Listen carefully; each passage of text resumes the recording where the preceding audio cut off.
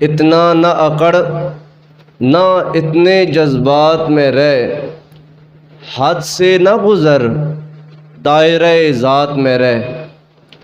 ایک قطرہ ناپاک نسب ہے تیرا، انا خلقنا الانسان من نطفۃ امشاج، بے شک ہم نے انسان کو ایک اچھلتے ہوئے پانی کے قطرے سے پیدا کیا ہے۔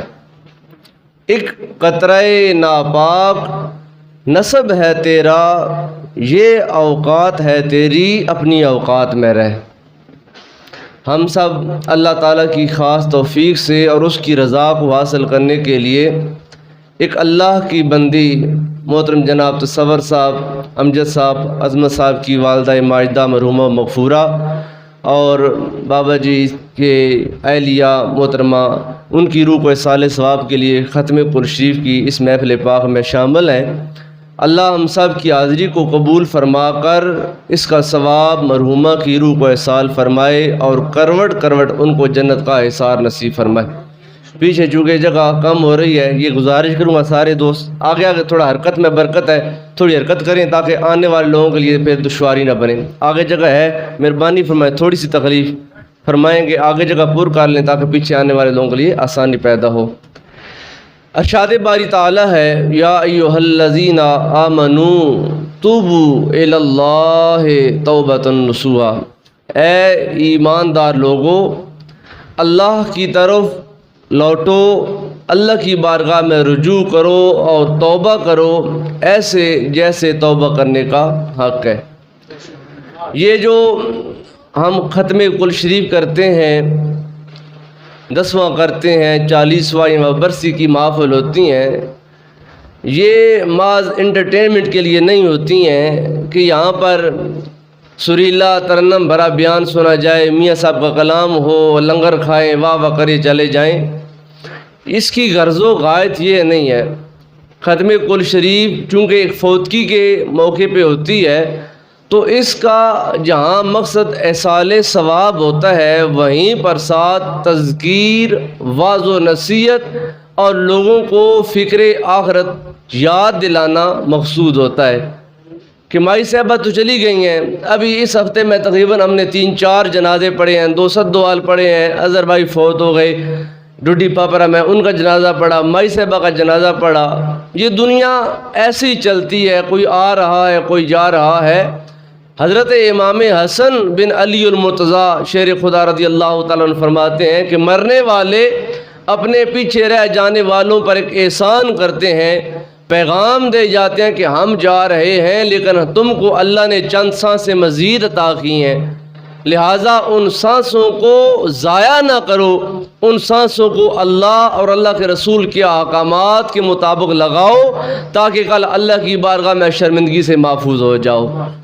لیکن اگر آج ہم دنیا میں نفسانیت اور شہوات کے پجاری بنے رہے، اللہ کے احکامات کو پس پش ڈال کر ہم نے زندگی کو گزار دیا تو ہماری یہ زندگی بھی فضول زندگی ہے اور ہماری عاقبت اور آخرت وہ بھی خطرے میں پڑ جائے گی۔ دنیا میں ہمارے آنے کا جو مقصود اللہ تعالیٰ نے الہامی کلام میں فرمایا ہے وہ عبادت ہے، بندگی ہے۔ وما خلقت الجن والانس الا لیعبدون، بلا کی تخصیص کے اللہ تعالیٰ نے بندہ انسان کی، بندہ مومن کی زندگی کا جو مطمع نظر ہے وہ سارے کا سارا دن کے 24 گھنٹے ہوں یا انسان کی 100 سالہ زندگی ہو، وہ ساری کی ساری عبادت سے تعبیر ہے۔ ہم تو دن میں 4 یا 5 بار اللہ کی بارگاہ میں آ کر سر جھکاتے ہیں اور کہتے ہیں مالک ہم کیسے تیری ساری زندگی عبادت کریں، ہم نے تو اپنے تمام زمانے کے کام کاج کرنے ہیں، ساری زندگی ہم عبادت کیسے کریں؟ اللہ پاک نے فرمایا بے شک تم وقت مقرر پر میری بارگاہ میں آ کر میرے حضور سر جھکاتے ہو، لیکن میں تمہارے لیے ایک رول ماڈل، ایک اسوہ نور، ایک اسوہ حسنہ رکھتا ہوں، اس اسوہ حسنہ کے مطابق تم زندگی گزارتے جاؤ، جو جو کام میرے کریم نبی نے کیا تم وہ کام کرتے جاؤ، تمہارا وہ کام بھی میں بندگی میں شمار کر لیا کروں گا، تمہارا وہ کام بھی اللہ کی بارگاہ میں اللہ کی رضا کے لیے عبادت شمار کیا جائے گا۔ آج جس ماحول میں ہم زندگی گزار رہے ہیں یہ مادیت پرستی کا ایک پرفتن دور ہے، اور حالات اس وقت ہمارے دیش کے جو ہیں وہ آپ سے جب وہ پوشیدہ نہیں ہے. ہم سارے الحمدللہ پاکستانی ہیں، اور پاکستان یہ وہ ملک عظیم ہے جو عطائے پروردگار ہے، جو لیلۃ القدر کی رات اللہ رب العالمین نے برصغیر پاک و ہند کے مسلمانوں کو ودیعت فرمایا تھا، اور جس کا منشور کیا تھا؟ پاکستان کا مطلب کیا؟ بولے کیا؟ پاکستان کا مطلب کیا؟ اس کا کیا مطلب ہے؟ میں نے اللہ کے سوا کوئی اور عبادت کے لائق نہیں ہوگا. اور دستور ریاست کیا ہوگا؟ محمد الرسول اللہ. پاکستان کا مطلب یہ ہے کہ یہ وہ دیش ہے جس دیش میں شیطانیت کا راج نہیں ہوگا، رحمانیت کا راج ہوگا. یہ وہ دیش ہے جہاں پر اعلاء کلمت الحق بلند کیا جائے گا، اور اس دیش کا دستور ہے محمد رسول اللہ کہ ہم اللہ تعالیٰ کے نبی جناب محمد صلی اللہ علیہ وسلم کے امتی اور غلام ہیں، اور آپ کے ہر حکم پر اپنا سر جھکانے والے ہیں. وما آتاکم الرسول فخذوہ وما نہاکم عنہ فانتہوا. فرمایا میرا رسول جو کہے وہ کرو، اور جس سے میرا رسول تم کو روکے منع کرے اس سے اپنے آپ کو روک لو. اگر تم اس معیار پر اتر آتے ہو تو تم سچے پاکستانی ہو. اپنے دیش کی بات، ویسے ہم تو مسلمان کے ایک پورا عمومی مفہوم ہے، ہم مخصوص ماحول میں چونکہ ہم پاکستان میں زندگی گزارتے ہیں، لیکن اس وقت ہمارے دیش کا حال کیا ہے؟ قائد اعظم محمد علی جناح رحمۃ اللہ تعالی علیہ نے پاکستان بنایا. سن 48 میں اسٹیٹ بینک آف پاکستان کی بنیاد رکھی گئی، تو اس کا جو یعنی کہ منشور مقرر کیا گیا تھا وہ یہ تھا کہ پاکستان کو بلا سود معاشی نظام دیا جائے گا، یہاں پر حلال روزگار ہوگا، حلال روزی کمائیں گے، لوگ خود بھی حلال کھائیں گے، اپنی اولادوں کے پیٹ میں لقمے حلال داخل کریں گے. لیکن کیا ہوا؟ سن 48 میں بابا قائد نے اپنی آنکھیں بند کی، پھر پیچھے اس پاکستان کے ساتھ کیا کھلواڑ ہوا. ہر شاخ پہ الو بیٹھا ہے، انجام گلستان کیا ہوگا. پھر یہاں پر سود کا جب وہ پھریرا ہوا، یہاں پر سود کو عام کیا گیا. آج ہمارا معاشی نظام سود پہ چل رہا ہے، اور سود کیا ہے؟ اللہ تعالیٰ سے اعلان جنگ ہے. حضور احمد عالم صلی اللہ علیہ وسلم کی بے شمار احادیث کتب احادیث میں موجود ہیں. آقا نعمت فرماتے ہیں ایک لقمہ سود کا کھانا اپنی ماں سے 70 بار زنا کرنے سے بدتر ہے. یہ لفظ منہ سے نکالے، انسان کا شریر کام چاہتا ہے، انسان کے وجود پر آنے والا ایک بال وہ اٹھ جاتا ہے. ماں کے ساتھ یہ کام، ہم ماں کے ساتھ تو یہ کام کرنا برا سمجھتے ہیں، لیکن سود کھانا اپنے لیے جائز سمجھتے ہیں. آج پاکستان تنزلی، انحطاط اور زوال کا شکار کیوں ہے؟ اس لیے کہ آج انفرادی جو حیثیت سے لے کر اجتماعی حیثیت تک ہم سارے کے سارے مجرم بن چکے ہیں. ہم نے اپنے دین کے ساتھ کھلواڑ کیا، ہم نے اپنے دیش کے ساتھ کھلواڑ کیا، ہم نے اپنی ذات کے ساتھ کھلواڑ کیا.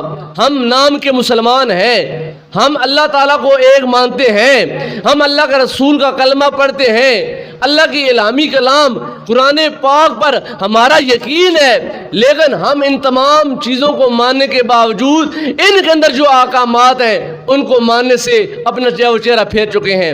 اگر میں آج آپ کو کہوں کہ وہ لوگ ہاتھ کھڑا کریں جو لوگ قرآن پاک پڑھے ہوئے ہیں، میں ہاتھ کھڑا کروانا نہیں چاہتا، لیکن اگر میں کہوں کہ ہاتھ کھڑا کرو جو لوگ قرآن پاک پڑھے ہوئے ہیں، تو شاید آدھا مجمع ایسا ہو جو ہاتھ کھڑا نہ کر پائے. قرآن نہیں پڑھا، ساری زندگیاں گزر گئی ہیں، چونکہ میں اپنے اس بستی کا امام ہوں اور میں ان کا مذہبی پیشوا ہوں، اور اللہ کی بارگاہ میں ان کا جواب دہ ہوں. ان سے بعد میں سوال ہوگا، پہلے مجھ سے پوچھا جائے گا کہ تو اس مسجد کا امام تھا، بتا تیرے یہ لوگ بستی والے یہ اسلام پر کتنے چلنے والے تھے، نماز کتنے پڑھنے والے تھے، قرآن کتنا پڑھنے والے تھے. بہت سے لوگ ایسے ہیں قرآن پاک ان ناظرہ تو پڑھا لیکن قرآن کو صحیح آج بھی نہیں پڑھ سکتے. بہت سے ایسے لوگ ہیں ویل ایجوکیٹڈ ہے، تعلیم دنیاوی عصری علوم بے شمار حاصل کر لی ہیں. قرآن پاک جہاں پر ختم ہوتا ہے والناس، آخری سورت کا آخری حرف جب وہاں پر ختم ہوتا ہے اس کے آگے ایک پیج ہے، ایک آخری صفحہ ہے، اس صفحے کے اوپر لکھا ہوتا ہے رموز اوقاف. اوقاف وقف کی جمع ہے، وقف میں ہوتا ہے بریک کرنا، رکنا، ٹھہرنا. رموز رمز کی جمع ہے، یعنی یہ وہ رموز اور وہ راز اور وہ تمام اسرار لکھے ہوئے ہیں کہ جن کو انسان اگر پیش نظر رکھے تب وہ قرآن پاک کو ٹھیک پڑھ پائے گا.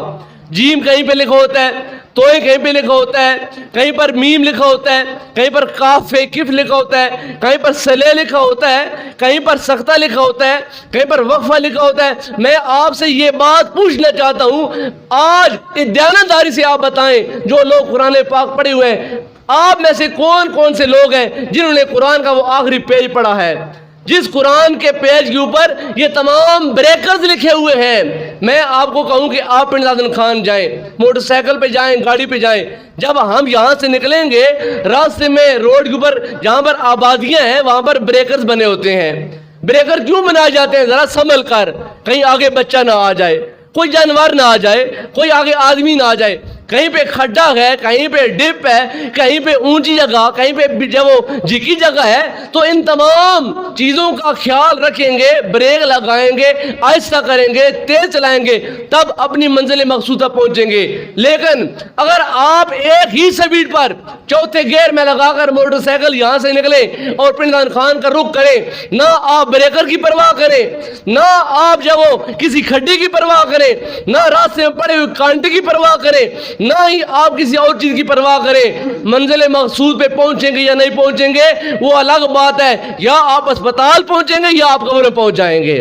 جیسے روڈ پر تمام بریکرز کا خیال رکھنا ضروری ہے، ایسے ہی قرآن پڑھنے کے لیے ان رموزی اوقاف کا خیال رکھنا بھی ضروری ہوتا ہے۔ آپ قرآن پاک پڑھ رہے ہوتے ہیں لیکن آپ کا وہ قرآن پڑھنا بھی غلط ہو جاتا ہے۔ جہاں پر وقف ہے آپ وقف نہیں کریں گے، جہاں پر وقف جائز ہے وہاں پر آپ وقف جائز نہیں کریں گے، جہاں پر رکنا لازمی ہے آپ نہیں رکیں گے، جہاں پر ملانہ ہے، جزم ہے، مشدد حروف ہے، مشدد کو مخفف پڑھ دیا، مخفف کو مشدد پڑھ دیا، تو آپ کا وہ تلاوت کرنا بھی ثواب نہیں گناہ بن جائے گا۔ لہذا میرے پیارے بھائیوں، بزرگوں اور دوستوں، جہاں آپ لچھے دار گفتگویں سننے اور مجالس سننے کے عادی بن چکے ہیں، خدا را تھوڑا اپنا دین بھی سیکھ لیں، تھوڑا اپنے دین کی طرف توجہ کر لیں کہ ہم نے نماز کے لیے آنا ہے تو نماز کی 4 رکعتیں ہیں، ہم دوسری رکعت میں ملیں گے، تیسری رکعت میں ملیں گے۔ میں نے آج تک جتنے دوستوں نے پوچھا کہ بھائی تو دوسری رکعت میں ملا ہے، امام نے سلام پھیر دیا، تو 1 رکعت بعد میں پڑھے گا، بتا وہ نماز کی 1 رکعت کیسے پڑھے گا؟ پتہ ہی کوئی نہیں ہے، پتہ نہیں ہے کہ وہ 1 رکعت یا 2 رکعتیں یا 3 رکعتیں چھوٹ گئی ہیں، وہ ہم نے کیسے پڑھنی ہے۔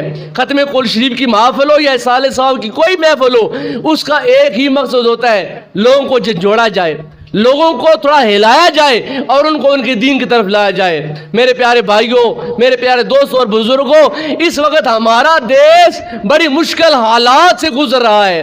مہنگائی، بے روزگاری، افراتفری، مار پیٹ، لوٹ، یہ تمام کی تمام چیزیں، یہ تمام کی تمام علائشیں اس وقت پاکستان کو اپنے نرگے میں لے چکی ہیں، اور یہ دیش کے باسی ہیں جو پاکستانی ہیں، یہ بے حس زندگی گزار رہے ہیں۔ ہماری خواہ وہ ملی زندگی ہو یا دینی زندگی ہو، وہ دونوں کو دونوں خطرے میں پڑی ہوئی ہیں۔ ابھی چند دن کی پہلے کی بات ہے، میں نے کل پرسوں سدوال کل پہ بھی یہ بات کی ہے۔ ہمارے ضلع سرگوجا میں سلم والی کے پاس ایک شخص میں ایک بہت ہی یعنی کہ ایسا بھیانک واقعہ پیش آیا، اور ایک واقعہ سندھ میں رانی پور کے علاقے میں پیش آیا۔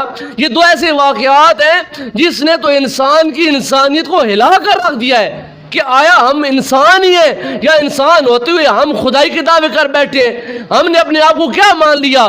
جو پیشہ ور لوگ، مالدار لوگ ہیں، جو صاحب ثروت لوگ ہیں، جن کے پاس جائیدادیں ہیں، اسٹیٹس ہے، جن کے پاس دولت ہے، کیا وہ غریب کو انسان نہیں سمجھتے ہیں؟ ادھر کیا ہمارے پاس واقعہ ہوا، ایک جب ڈیرے نے ایک مزدور کو بولا کہ مجھے منجی لگا دو، دھان کی فصل لگا دو۔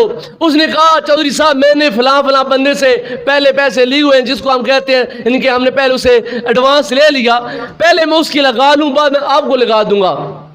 اب وہ چودھری جس کو پیسے کا مان ہے، جس کو اپنے سٹیٹس اور عہدے کا مان ہے، اور اس نے اس غریب بندے کے منہ سے نکلنے والے الفاظ ہتک سمجھے، اپنی انسلٹ اور بےعزتی سمجھی، اور اس انسان کو انسان نہیں سمجھا۔ کیا جو لوگ مسلی ہیں کیا وہ انسان نہیں ہے؟ وہ خدا ہے جس نے ذاتیں بنائی ہیں۔ کوئی یوگی آ گیا، کوئی مسلی ہو گیا، کوئی مستری ہو گیا، کوئی کسی یا وہ برادری کے ساتھ وابستہ ہے۔ انسان سارے برابر ہیں، اِنَّا أَكْرَمَكُمْ عِنْدَ اللَّهِ أَتْقَاكُمْ، سب سے بڑا چودھری وہ ہے جو سب سے زیادہ اللہ تعالیٰ سے ڈرنے والا ہوتا ہے۔ سب سے بڑا چودھری وہ ہے جو اللہ تعالیٰ کا ڈر اپنے دل میں رکھتا ہے۔ یہ جو تمام قبائل ہیں اللہ تعالیٰ نے بنائے ہیں لِيَتَعَارَفُوا، تاکہ تمہارا تعارف ہو جائے۔ معاشرے میں تم زندگی گزارتے ہو، پتہ چل جائے کہ فلاں بندہ فلاں خاندان سے فلاں قبیلے سے ہے، لیکن اس چودھری کو یہ بات سمجھ نہ آئی۔ اس نے کیا کیا ظالم نے؟ پہلے اس غریب انسان کے بچے کو اسکول سے اٹھا کر اس کے باپ کو پکڑا، باندھا، باپ کے سامنے بچے کے ایک جو ٹانگ کے ساتھ رسی باندھ کر پکے کے ساتھ لٹکا دیا، پکے کو چلا دیا۔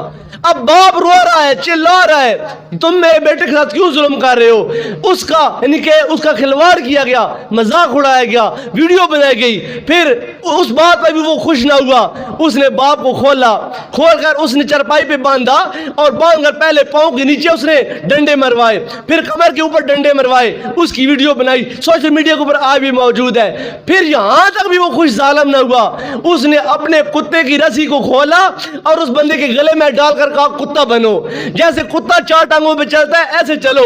مجبور کیا، وہ غریب اٹھنا چاہتا ہے، اوپر سے چھڑیاں ماری جاتی ہیں، ڈنڈے مارے جاتے ہیں، اس کو ذلیل اور رسوا کیا جاتا ہے، صرف اس لیے کہ تو نے مجھے انکار کیوں کیا کہ تو میری بات میں لگائے گا۔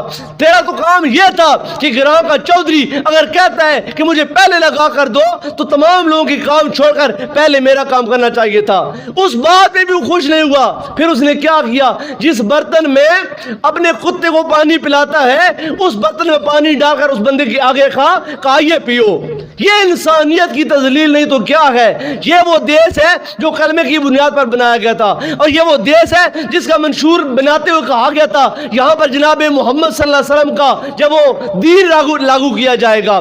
اللہ کے محبوب صلی اللہ علیہ وسلم نے حضرت بلال کو غمگین دیکھا تو کہا بلال کیا بات ہے، پریشان کیوں ہو؟ تو بلال کہتے ہیں یا رسول اللہ، ابو ذر غفاری نے مجھے آج طعنہ دیا ہے، او حبشن کے بیٹے، میری ماں حبشن ہے، میں کالے خاندان سے تعلق رکھتا ہوں، میری ماں بے شک حبشن ہے، لیکن لوگوں کے سامنے مجھے رسوا کیا گیا۔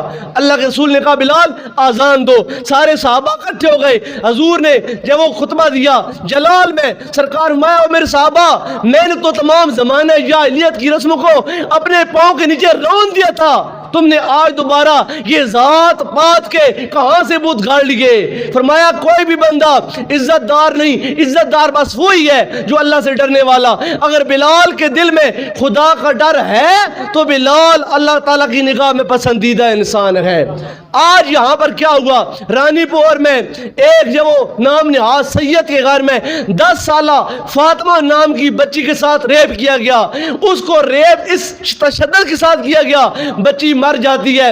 بچی کو باپ کو دمکا ڈرا کر بلا پاس موٹم کے جب وہ دفنا دیا جاتا ہے، پھر اللہ کی کرنی اس کی حویلی کے اندر سے خبر باہر آتی ہے، سوشل میڈیا پہ وائرل ہوتی ہے۔ پھر وہ خبر جب وائرل ہوتی ہے پولیس تک آتی ہے، قبر کشائی کیا کامات ہوتے ہیں۔ اس بچی کو جب پوسٹ مارٹم کیا جاتا ہے، ڈی این اے رپورٹس لی جاتی ہیں، تو وہ رپورٹ ایک تو اس خاندان کا وہ جو بڑا سید ہے جس کا نام اجاز شاہ بخاری آتا ہے اس کے ساتھ میچ ہوتی ہے، دو گھر کے کارندوں کے ساتھ میچ ہوتی ہے، ایک اس وقت کے ایس ایچ او جو رانی پور کے ایس ایچ او اس ساتھ میچ ہوتی ہے، 4 بندوں کے ساتھ 48 گھنٹے کی پوسٹ مارٹم کی رپورٹ میں ڈی این اے ٹیسٹ جب وہ میچ کر جاتا ہے کہ 4 بندے اس 10 سالہ بچی کے ساتھ انہوں نے بے ایمانہ اور وحشیانہ سلوک کیا ہے۔ بتاؤ میرے بھائیوں، میرے بزرگوں اور میرے دوستوں، کیا یہ دیش پاکستان اس لیے بنایا گیا تھا کہ اس پاکستان میں انسانیت کی تذلیل ہو؟ یہاں پر کتنے ایسے واقعات ماضی میں گزر چکے ہیں، 7 سال کی زینب ہو، 10 سال کی فاطمہ ہو، 13 سال کی کلثوم ہو، یا کوئی ایسی بچی ہو جن کے ساتھ ریپ ہو رہے ہیں، زنا ہو رہا ہے، بدکاری ہو رہی ہے، پھر ہم کہتے ہیں کہ ہم امت مصطفیٰ ہیں اور ہم کہتے ہیں غلامی رسول میں موت بھی قبول ہے۔ آج خواہ کوئی سنی ہو یا خواہ کوئی شیعہ ہو، ہم اپنی مجالس اور محافل تک محدود ہو گئے ہیں، اور ہم نے شاید دین انہی مجالس اور محافل کو بنا لیا ہے، اور ہم شاید یہ سمجھتے ہیں دین خالی مسجد تک محدود ہے یا امام بارگاہ تک محدود ہے۔ دین یہاں تک محدود نہیں ہے۔ اللہ کے محبوب نے فرمایا اللہ تعالیٰ اپنے حق تو معاف کر دے گا، لیکن حقوق العباد اللہ معاف معاف نہیں کرے گا. کسی کے ساتھ ظلم نہ کرو, کسی کے ساتھ زیادتی نہ کرو, کسی کا حق نہ مارو. ایک چپا زمین اگر تم کسی کی ناجائز اپنی طرف ملاتے ہو, فرمایا 7 زمینیں کل قیامت والے دن یہ اکٹھی کر کے بندے کے گلے میں ڈالی جائیں گی. کہا ظالم اس زمین کو اٹھا, یہ وہی زمین ہے جس زمین کو لالچ میں آ کر تو نے اپنے ساتھ ملا لیا تھا. وہی زمین آپ کی ہے جو آپ کی ہے. اپنے کسی مسلمان بھائی کے ساتھ زیادتی نہ کریں, اپنے آپ کے اعمال کی اصلاح کریں, نماز کی درستگی کریں, قرآن پاک کو اپنا منشور حیات بنائیں. آج نہ ہم نے قرآن پڑھنا نہ ہماری اولادوں نے قرآن پڑھنا. مہنگے سے مہنگے سکول میں بچوں کو داخل کروایا اور اس سکول میں جا کر داخل کروایا جہاں پر سیکولر نظام کے تحت تعلیم دی جاتی ہے, جہاں پر دین کا نام کوئی نہیں ہے. آج جب ہم نماز پڑھنے کے لیے مسجد میں آتے ہیں تو نماز پڑھتے ہوئے بھی ہمارا دھیان بٹا ہوتا ہے, اور نماز پڑھتے ہوئے بھی ہم طوطے کی طرح ایسے ٹھمکے لگا کر بھاگنے کی کوشش کرتے ہیں. حضرت امام ابن حجر مکی رحمۃ اللہ تعالی علیہ آپ نے الزواجر عن اقتراف القبائر کے اندر اس روایت کو نقل کیا. امام بخاری نے نقل کیا, امام مسلم نے نقل کیا, اسد الغابہ کے اندر بھی اس بات کو نقل کیا گیا.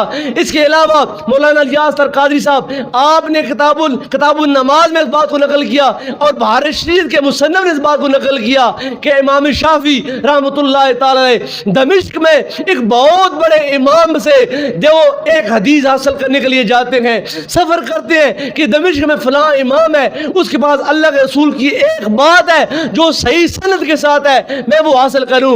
آپ جاتے ہیں لیکن جا کر کیا دیکھتے ہیں, اتنا لمبا سفر کیا, سفر کرنے کے بعد وہاں پہنچتے ہیں, وہاں پر جا کر دیکھتے ہیں کہ امام صاحب موجود ہیں لیکن انہوں نے جیسے عورتیں نقاب کر کے بیٹھتی ہیں ایسے برقع پہنے ہوئے ہے, نقاب کیا ہوا ہے. وہ پریشان ہوتے ہیں امام شافعی کہ یہ کیا معاملہ, ہو مرد اور پھر نقاب کر کے بیٹھے. تو آپ نے حدیث حاصل کی, اور حدیث حاصل کرنے کے بعد آپ نے اصرار کیا, ضد کیا, حضور میں اتنا لمبا سفر کر کے آیا ہوں, آپ کی زیارت کیے بغیر یہاں سے واپس نہیں پلٹوں گا, مہربانی فرمائے مجھے اپنی زیارت کروائیں. اس بزرگ نے امام شافعی کا ہاتھ پکڑ کر اندر لے گئے, دروازہ بند کیا. دروازہ بند کرنے کے بعد جب اس بزرگ نے اپنے چہرے سے نقاب اٹھایا, امام شافعی چیخ مار کے گرے, بے ہوش ہو گئے. کیوں؟ اس لیے کہ وہ جو حدیث کا عالم تھا اس کا چہرہ گدے کی طرح تھا, اس کا چہرہ گدے کی طرح. یہ الفاظ زبان سے نکالنے آسان اور سن لینے آسان, لیکن اس چیز کو سمجھ لے اللہ کے رسول جناب محمد مصطفیٰ صلی اللہ علیہ وسلم نے فرمایا جو نمازی نماز پڑھتے ہوئے امام سے سبقت لے جائے, امام سے آگے چلا جائے, یعنی ابھی تک امام نے اللہ اکبر نہیں کہا, مقتدی پہلے اللہ اکبر کہہ دے. امام ابھی رکوع میں گیا نہیں, مقتدی پہلے رکوع میں چلا جائے. امام سمی اللہ لمن حمدہ کہہ دے, ابھی اٹھ ہی رہا ہے, مقتدی پہلے اٹھ جائے. امام نے ابھی سلام پھیرا نہیں, مقتدی پہلے سلام پھیر دے. فرمایا وہ لوگ اللہ کے اس عذاب سے ڈرے جو نماز میں امام سے سبقت لے جاتے ہیں, کہیں ایسا نہ ہو کل قیامت والے دن جب وہ اللہ کی بارگاہ میں اٹھائیں ان کے چہرے یا گدے کی طرح ہوں گے یا کتے کی طرح ہوں گے. آج یہ چیزیں ہم کیوں نہیں حاصل کرتے, کیوں نہیں سیکھتے؟ پہلی بات یہ کہ ہم مسجد میں آتے نہیں ہیں, اور جب مسجد میں آ جاتے ہیں پھر ہم کو جاننے کی جلدی ہوتی ہے. اللہ کے رسول فرماتے ہیں المؤمن فی المسجد کالسمک فی الماء والمنافق فی المسجد کالطیر فی القفص. فرمایا مومن جو کلمہ گو مسلمان ہے, جس کا دل اللہ کی یاد سے اللہ کے رسول کی محبت سے معمور ہے, جب وہ مسجد میں آتا ہے تو وہ ایسے فیل کرتا ہے جیسے مچھلی پانی میں آزاد ہوتی ہے, جیسے مچھلی پانی میں مزے لیتی ہے, جیسے مچھلی پانی میں انجوائے کرتی ہے, ایسے وہ مسجد میں انجوائے کرتا ہے. اور فرمایا والمنافق فی المسجد کالطیر فی القفص. اور منافق ایسا انسان جب مسجد میں آتا ہے تو اس کی مثال ایسے ہے جیسے کوئی پرندہ ہے جو ایک پنجرے میں بند کر دیا گیا ہے, جو پنجرے میں بند کر دیا گیا. آج میں نے آپ کے سامنے حدیث پاک یہ بیان کر دی, اب اس حدیث پاک کو آپ اپنے پیش نظر رکھیں کہ کیا میرا مسجد میں آ کر دل لگتا ہے یا مسجد میں آ کر میرا دل گھبرا جاتا ہے، مولوی صاحب جلدی جلدی دعا کرو، میں نے فلاں کام کرنا، میں نے فلاں کام کرنا، میں نے ادھر جانا، میں نے ادھر جانا ہے، ابھی تک نماز کا سلام پھرا، اجتماعی دعا نہیں ہوتی ہے۔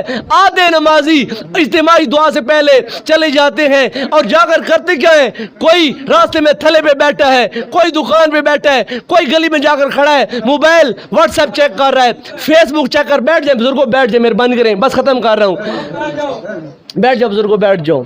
ہماری حالت یہ ہو چکی ہے، اور آج ہماری تمنا کیا ہے، فلاں کول پہ گئے، فلاں مولوی صاحب آئے، انہوں نے فلاں ایسی لچھے دار گفتگو کی، انہوں نے میاں صاحب کا کلام ایسے پڑھا، انہوں نے یہ کیا۔ خدا را ان کان کے چسکوں سے باہر آ جاؤ، ان کان کے مزوں سے باہر آ جاؤ، اور ممبر پر بیٹھنے والے مولویوں کے گلے نہ چیک کیا کرو، ترنم نہ چیک کیا کرو، یہ دیکھا کرو کہ وہ آیا ہے وہ پیغام کیا دے کر گیا ہے۔ ابھی محرم گزرا، سارا مہینہ ہم امام حسین اور آپ کے خانوادے، آپ کے آوان و انصار کا تذکرہ کرتے رہے اور سنتے رہے۔ میں آپ سے آخر پہ بس ایک سوال کرنا چاہتا ہوں، آپ نے محرم کے مہینے سے کیا سبق حاصل کیا؟ امام حسین نے کربلا کی دھرتی میں اپنا آخری سجدہ بھی رائے گان جانے نہیں دیا۔ آپ نے کتنے سجدے کیے ہیں؟ امام حسن اور امام حسین دونوں بھائیوں نے 25 حج پیدل کیے۔ آپ 25 نمازیں مسلسل مسجد میں کیا ادا کر چکے ہیں؟ حج کرنا یا عمرہ کرنا تو بہت دور کی بات ہے۔ امام حسین کا نعرہ لگانا، اپنے آپ کو حسینی کہنا، حسینی لنگر کھانا، کیا آپ نے نماز کا اپنے آپ کو عادی بنایا ہے؟ کیا آپ نے قرآن پاک کو پڑھا ہے؟ اور امام حسین تو وہ ہے نا جنہوں نے شہادت کے بعد خنجر کے اوپر بھی قرآن پاک کو نہیں چھوڑا۔ اور آپ نے قرآن کے ساتھ کیا وفا کی ہے؟ قرآن پڑھا نہیں ہے، یا قرآن پاک پڑھا ہے تو قرآن پاک کو سمجھا نہیں ہے۔ افلا یتدبرون القرآن افلا یتفکرون القرآن۔ او مسلمانوں، قرآن طوطے کی طرح نہ پڑھو، بلکہ قرآن پڑھو تو ایسے پڑھو قرآن میں ہو گھوتا زن۔ اے مرد مسلمان، اللہ کرے تجھ کو عطا جدت کردار، کردار میں پختگی تب آئے گی، انقلاب تب آئے گا، تبدیلی تب آئے گی جب آپ نے قرآن کو اپنا منشور حیات بنانا ہے، قرآن کی تعلیمات کو اپنانا ہے، سچ کو اختیار کرنا ہے، جھوٹ سے نفرت کرنی ہے، حلال کو اپنا وتیرہ بنانا ہے، لقمہ حرام سے اپنے آپ کو اور اولادوں کو بچانا ہے۔ بندہ حرام کا ایک لقمہ کھا لینا 40 دن اس کی عبادت اللہ کی بارگاہ میں قبول نہیں ہوتی ہے۔ اور جس بندے کا اوڑھنا بچھونا ہی حرام پر، جس کا لباس حرام کا، جس کی دستار حرام کی، جس کا لقمہ حرام کا، وہ بندہ لاکھ حج کرے، عبادت کرے، صدقات و خیرات کرے، سارے کے سارے اعمال خیر اس کے منہ پر دے دیے جائیں گے۔ کہا جائے گا ان اللہ جمیل ویحب الجمال، اللہ خود بھی سونا ہے اور سونا ہی مال پسند کرتا ہے۔ اللہ خود بھی پاک ہے اور پاک ہی مال وہ پسند کرتا ہے۔ آخری بات، اللہ کے محبوب نے فرمایا اگر چاہتے ہو دونوں جہانوں کی کامیابی تمہارا مقدر بن جائے، بس 2 چیزیں ہیں، ان پر عمل کر لو۔ وہ 2 چیزیں آسان بھی ہیں اور کائنات کی مشکل ترین بھی ہیں۔ فرمایا 2 چیزیں ان پر عمل کر لو، خدا را تمہاری زندگی بھی بن جائے گی، تمہاری آخرت بھی بن جائے گی۔ کیا فرمایا؟ صدق مقال اور رزق حلال، ان دونوں کو لازم پکڑ لو۔ منہ سے کوئی بات باہر نکلے وہ سچ نکلے، حق نکلے۔ فرمایا قل الحق ولو کان مر، سچ بولو کھا کتنے کڑوا کیوں نہ ہو، جھوٹ کبھی بھی اپنی زبان پر نہ لاؤ۔ صحابی پوچھتا ہے یا رسول اللہ کیا مسلمان بزدل ہو سکتا ہے؟ حضور فرماتے ہیں ہاں کیوں نہیں، مسلمان بزدل ہو سکتا ہے، ضروری تو نہیں سارے بہادر ہو۔ کیا مسلمان جب وہ بخیل ہو سکتا ہے؟ ہاں کیوں نہیں، ضروری تو نہیں ہے سارے مسلمان سخی ہوں۔ یا رسول اللہ کیا مسلمان جھوٹا ہو سکتا ہے؟ حضور پاک نے ایسے ٹیک لگائی ہوئی تھی، صحابی سوال کر رہا ہے، صحابی کہتے ہیں یا رسول اللہ کیا مسلمان جھوٹا ہو سکتا ہے؟ حضور نے ایسے چھوڑ دی ٹیک اور سرکار فرمایا مسلمان سب کچھ ہو سکتا ہے، ایک جھوٹا نہیں ہو سکتا ہے، ایک جھوٹا نہیں ہو سکتا۔ جھوٹ کو اپنے آپ سے دور کرو۔ لعنت اللہ علی الکاذبین، اللہ جھوٹوں پر لعنت کرتا ہے۔ اس لیے اللہ کے محبوب فرماتے ہیں صدق مقال، سچا کلام، سچی بات، اس کو لازم پکڑو، ہر حال میں سچ بولو۔ میرے پاس موبائل ہے، میں گھر بیٹھا ہوں، مجھے ایک دوست کی کال آتی ہے، آپ صاحب السلام علیکم، وعلیکم السلام، کدھر ہیں؟ میں ہوں گھر پہ بیٹھا۔ میں کہتا ہوں میں تو مسجد میں ہوں۔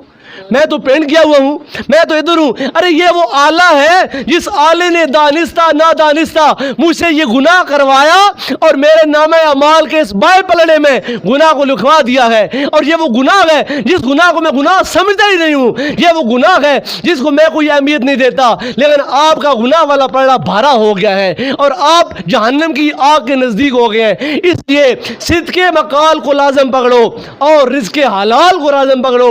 منہ سے کوئی بات باہر نکلے وہ سچ ہو اور پیٹ میں کوئی اندر چیز جائے وہ حلال کا لقمہ ہو, حرام کا لقمہ نہ ہو. آج ہم مولویوں کی تقریریں, آج ہم مولویوں کی دعائیں بے اثر کیوں ہو گئی ہیں؟ آج پیروں کے چلے اور پیروں کے تعویذ بے اثر کیوں ہو گئے ہیں؟ وجہ یہ ہے کہ آپ اپنا رزق حرام ہم کو کھلاتے ہیں اور ہم کھا کر آپ کی دعائیں مانگتے ہیں. جب وہ رزق حرام ہمارے پیٹ میں جاتا ہے 40 دن کی نمازیں ہماری بھی موقوف ہو جاتی ہیں. حجاج بن یوسف کے نام سے کون واقف نہیں؟ ایک ظالم متکبر انسان تھا, اس نے علاقوں کو فتح کیا. فتح کرتا کرتا ایک بستی کے پاس آتا ہے اور جب اس بستی کو گرانے کا اس نے ارادہ کیا تو حجاج بن یوسف کے جب ساتھ مشیر تھے, علماء تھے, جو نیک لوگ تھے, انہوں نے کہا حجاج اس بستی کو چھوڑ دے, اس بستی میں چند لوگ ایسے رہتے ہیں اگر انہوں نے تمہارے خلاف بد دعا کر دی تو تو تباہ و برباد ہو جائے گا. یعنی وہ لوگ مستجاب الدعوات ہیں, ان کی دعائیں اللہ قبول کرتا ہے. جب حجاج نے سنا نا تو اس نے کہا اچھا اگر یہ بات ہے پڑھو یہاں کیا جائے گا, یہاں پر اپنے خیمے لگاؤ, یہاں پر تمام سواریوں کو روکو اور ہم یہاں پڑھو کریں گے. پڑھو ہو گیا, وہاں پر خیمے لگ گئے. اس نے اپنے وزیر کو بولا جاؤ جا کر اس بستی میں ان لوگوں کو تلاش کرو اور تلاش کر کے ان کو پیغام دو کل دن کا کھانا تم نے حجاج بن یوسف کے دسترخوان سے کھانا ہے, کل دن کی دعوت تمہاری حجاج بن یوسف کے دسترخوان پر ہے. وزیر جاتا ہے, جا کر بستی میں لوگوں سے ملتا ہے, پوچھتا ہے, لوگوں بتاتے ہیں ایک فلاں محلے میں رہتا ہے, ایک فلاں جگہ پہ رہتا ہے, ایک فلاں جگہ پہ رہتا ہے. وہ بندہ جا کر ان سے انڈیویجلی ملتا ہے, ملاقات کرتا ہے اور جا کر وہ پیغام دیتا ہے کل دن کا کھانا تم نے حجاج بن یوسف کے پاس کھانا ہے. وہ تمام لوگ وقت مقرر پر حجاج بن یوسف کے جا کر دسترخوان پہ بیٹھتے ہیں, کھانا لگایا جاتا ہے, کھانا کھاتے ہیں. کھانا کھانے کے بعد وہ لوگ کہتے ہیں حجاج بن یوسف ہمارے لیے کوئی اور حکم. وہ کہتا ہے نہیں کوئی بات نہیں, بس تم چلے جاؤ, بس کھانے کھلانا تھا. انہوں نے کہا چونکہ وہ مولوی تھے نا, وہ اپنے آپ کو نیک پار ساتھ سمجھنے والے لوگ تھے, انہوں نے کہا کہ اگر تم نے ہم کو بلا ہی لیا ہے, تمہارے ساتھ اتنا لو لشکر ہے, اتنے لوگ ہیں, ہمیں تھوڑا موقع دو, ہم تھوڑی سپیچ کر لیں, ایڈریس کریں, خطاب کریں, بیان کریں, کوئی دین کی بات ان کو بتائیں. حجاج کہتا ہے نہیں رہنے, اس بات کی اب ضرورت نہیں ہے. انہوں نے کہا کیوں؟ حجاج کہتا ہے وجہ یہ ہے جب میں یہاں پہنچا تھا تو میں نے سنا تھا تمہارے بارے میں تم مستجاب الدعوات ہو, تمہاری دعائیں اللہ سنتا ہے, تمہاری بد دعائیں قبول ہوتی ہیں, لیکن ابھی چند لمحے پہلے جو رزق تم نے میرے دسترخوان سے کھایا ہے نا, یہ سارے کا سارا غصب کا مال ہے, چوری کا مال ہے, ڈکیتی کا مال ہے, حرام کا مال ہے. اب لقمہ حرام تمہارے پیٹ میں چلا گیا ہے, اب نہ تمہاری دعا میرے حق میں قبول ہوگی, نہ تمہاری بد دعا میرا کوئی نقصان کر پائے گی. اب تم جاؤ, میں تمہاری بستی پہ حملہ کرنے والا ہوں, تم میرے خلاف جتنی چاہے بد دعا کر لو, تمہاری کوئی بد دعا میرا نقصان نہیں کرے گی. وجہ یہ ہے تمہارے پیٹ میں لقمہ حرام چلا گیا ہے, تمہاری اب 40 دن تک تو کم از کم کوئی عبادت اللہ کی بارگاہ میں قبول نہیں ہوگی. اگر ان کا ایک لقمہ پیٹ میں جاتا اور ان کی 40 دن کی عبادت موقوف ہو جاتی ہے تو آج جو ہم سود پہ زندگی گزار رہے ہیں, آج اس کو آپ پرافٹ کا نام دیں, جو آپ نے سیونگ اکاؤنٹ بینک میں کھلوائے ہوئے ہیں اس کو آپ بچت کا نام دیں, پرافٹ کا نام دیں. کبھی بھی روح افزا کی بوتل کے اوپر آپ جب جامع شیریں لکھ دیں یا کوڑا جو شربت ہے اس کے اوپر آپ جامع شیریں لکھ دیں تو کوڑا شربت کبھی بھی جامع شیریں نہیں بنے گا. جو چیز حرام ہے وہ حرام ہے, وہ پرافٹ کا نام دیں, وہ بچت کا نام دیں, وہ کوئی بھی نام دیں, وہ سود ہے اور سود اسلام میں حرام ہے, اور سود کھانے والا اللہ سے اعلان جنگ کرنے والا ہے. اللہ کی بارگاہ میں دعا ہے اللہ تعالیٰ مجھے سب سے پہلے اپنی ذات کے لیے بات کروں گا, لما تقولون ما لا تفعلون, تم وہ بات کیوں کرتے ہو جس پر تم خود عمل نہیں کرتے. کبر مقتا عند اللہ ان تقولوا علی اللہ ما لا تفعلون, فرمایا اللہ کے ہاں سب سے بڑا گناہ یہ ہے تم وہ بات کرو جو جس پر تم خود عمل نہیں کرتے. میں دعا مانگتا ہوں مالک جو میں نے باتیں کی ہیں سب سے پہلے مجھے اس پر عمل کرنے کی توفیق عطا فرما, اور پھر اللہ تعالیٰ ہم سب کو عمل کی توفیق توفیق عطا فرمائے، اور جس مرحومہ کے اصالہ ثواب کے لیے یہاں بیٹھے ہیں اللہ تعالیٰ اس پاکیزہ نشست کی برکت سے ان کی قبر کی منزلیں آسان کرے، ان کی برزخ کی منزلیں آسان کرے۔ کل جب قیامت کا دن ہو، ساقی کوثر جب اپنے ہاتھوں سے دست کرم سے آب کوثر پلا رہے ہو، اللہ ان کو بھی وہاں سے آب کوثر نصیب کرے۔ تمام ان کے پسماندگان سے اظہار تعزیت کرتے ہیں، اللہ ان کو صبر جمیل عطا فرمائے۔ وآخر دعوانا ان الحمدللہ رب العالمین۔